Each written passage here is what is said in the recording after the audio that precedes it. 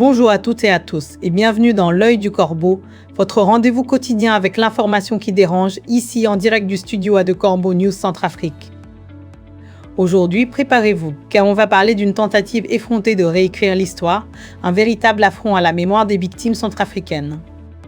Pour naviguer dans ces eaux troubles, j'ai le privilège d'accueillir notre incisive journaliste d'investigation Viviane Beltongou. Bonjour Viviane.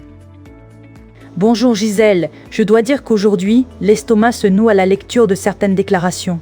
On va parler d'une véritable insulte à la mémoire de nos compatriotes, n'est-ce pas? La dernière sortie médiatique du conseiller spécial du mytho-dictateur sur les antennes de la radio Ndekeluka met en évidence une détermination à réécrire l'histoire de la République centrafricaine. En cherchant à glorifier, coûte que coûte, le déploiement des mercenaires russes du groupe Wagner sur le territoire national, Fidel Guanjika s'enfonce dans une rhétorique outrancière qui méprise la souffrance des populations centrafricaines et occulte les véritables dynamiques G. Aux politiques qui maintiennent le pays sous perfusion sécuritaire russe.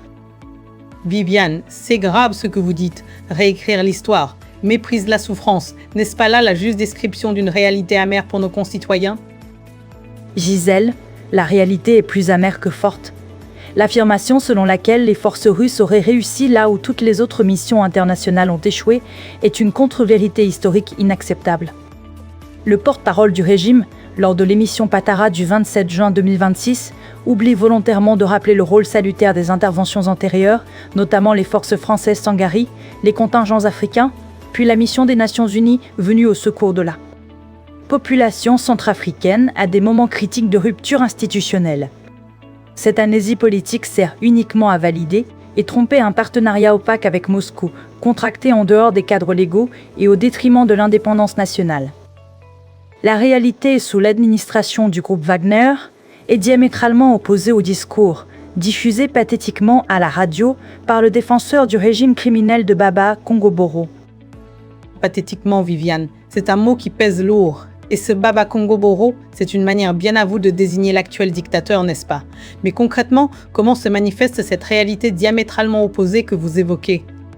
Quels sont les faits qui contredisent ce discours de légitimation? Gisèle, les faits sont là, terribles. Depuis l'officialisation de cette alliance avec Wagner et Poutine, les villes de province du pays connaissent un niveau de violence inédit depuis l'indépendance. On parle de tueries de masse, de viols, de pillages de villages entiers et de vols de bétail. Les exactions commises par ces unités russes ciblent indistinctement les bandes armées et les citoyens ordinaires, plongeant les zones rurales dans une terreur permanente. Loin d'avoir éradiqué la menace des groupes armés, le pouvoir en place a parallèlement négocié fortement et des compromis financiers avec certains chefs rebelles, prouvant l'inefficacité totale de la stratégie sécuritaire actuelle avec les Russes. C'est une affirmation lourde de sens, Viviane. Le pouvoir négocierait donc avec les rebelles, alors même qu'il prétend les combattre avec Wagner. Où est la logique dans tout ça? Et surtout, quelle est la véritable motivation derrière cette présence russe selon vous? Il faut être lucide, Gisèle. Pour ceux qui suivent l'actualité du monde, il est clair que cette présence militaire russe ne répond à aucun élan de solidarité envers le peuple centrafricain ou le dictateur empereur. Il s'agit d'une pure stratégie de vengeance géopolitique organisée par Vladimir Poutine contre les puissances occidentales.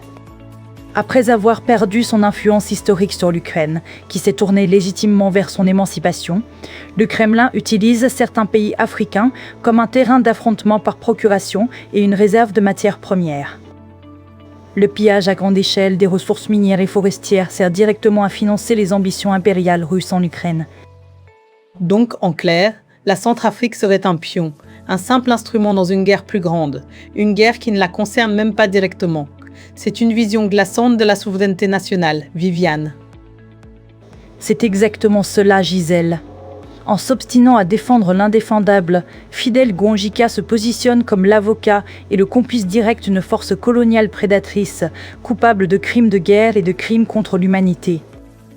Un avocat et un complice direct. Le terme est fort, Viviane, mais l'article est tout aussi percutant. Merci beaucoup, Viviane, pour cette analyse sans concession. Merci à toi, Gisèle. Cet article a été rédigé par Eric Azumi. Pour nos auditeurs qui souhaitent réagir ou partager leurs informations, vous pouvez nous contacter sur WhatsApp au +1 36 75 60 60 60 60 60 60 ou par téléphone au 360 72 30 60 60 60 60 60. Corbeau News Centrafrique, l'information qui dérange. À très bientôt.